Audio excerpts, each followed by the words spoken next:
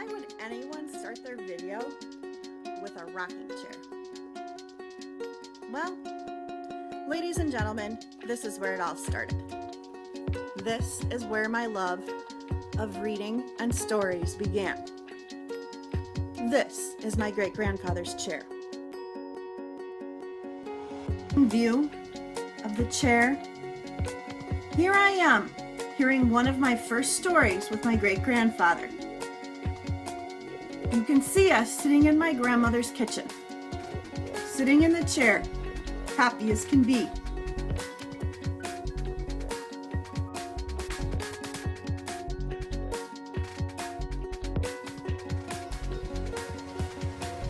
I was one of those students who learned to read and enjoyed reading through cartoons. The Muppets were a staple in our household. Sunday nights, I would sit by the TV and wait for the Muppet Show to compare. The Muppets Take Manhattan was the first movie I ever saw. Yes, my parents read me books about Muppets and encouraged me to dream, to be creative. I've fallen in love with the characters of Richard Castle and Kate Beckett. I've fallen in love with the fact that every week they can time-lapse, solve a mystery, intrigue, and surprise. I've watched them grow and change. I've gotten involved in their fan fiction and all of the other pieces. And so as an adult reader, I've kind of come full circle. I've fallen in love with something that's based on a childhood favorite of Encyclopedia Brown meets Sherlock Holmes meets Murder, She Wrote. Always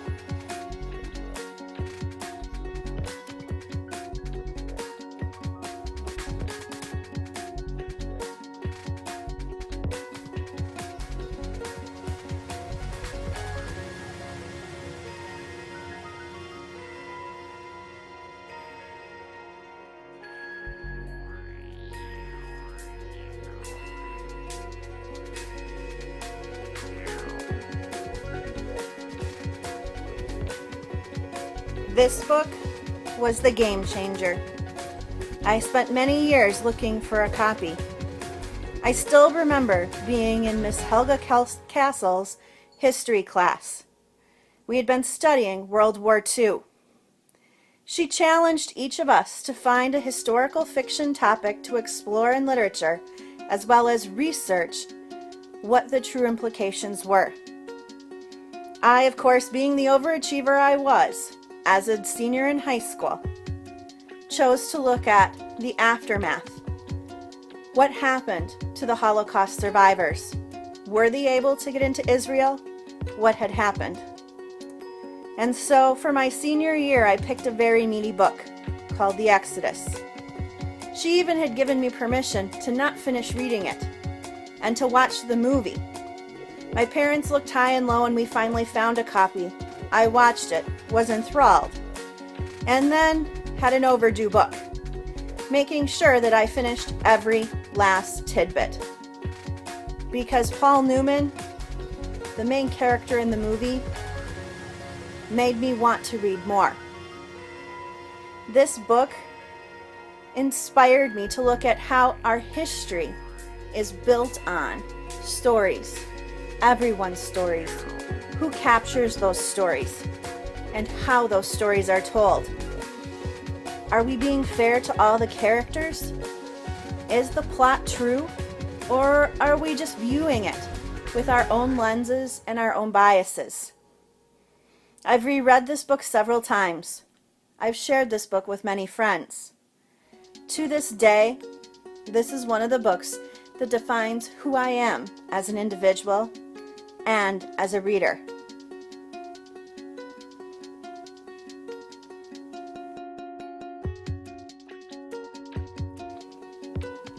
What would life be without my godson Tim? He's an amazing young man who hates to read. He reads because he has to, not because he wants to.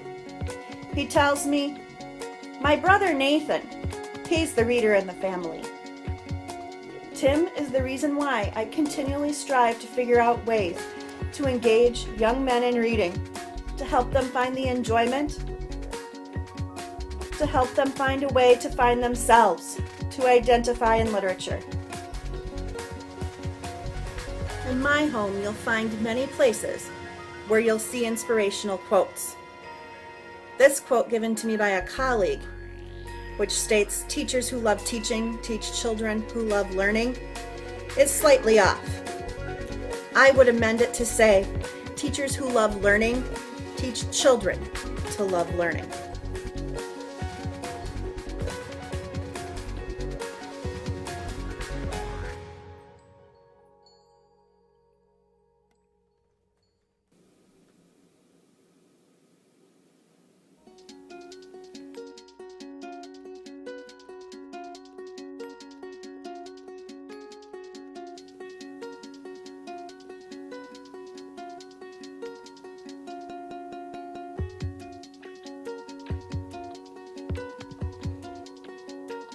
My love of reading has taken me all over the world, from places like Spain and Toledo, to Freiburg in Germany, to the salt mines of Austria.